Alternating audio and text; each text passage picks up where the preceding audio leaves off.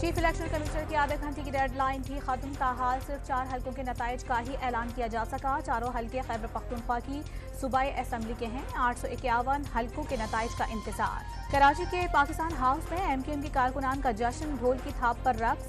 शहर कायद में बड़ी कामयाबी का दावा।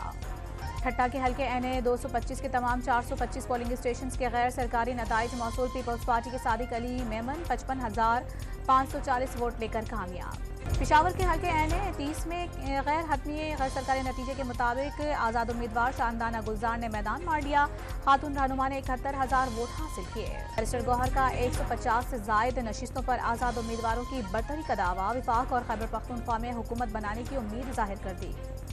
और पाक फौज की इलेक्शन के पुरअमन इनेकाद पर कौम को मुबारकबाद। दहशतगर्दी के 51 वाकयात के बावजूद फौजी एहलकारों का अज़्म बुलंद रहा। ISPR का एलामिया।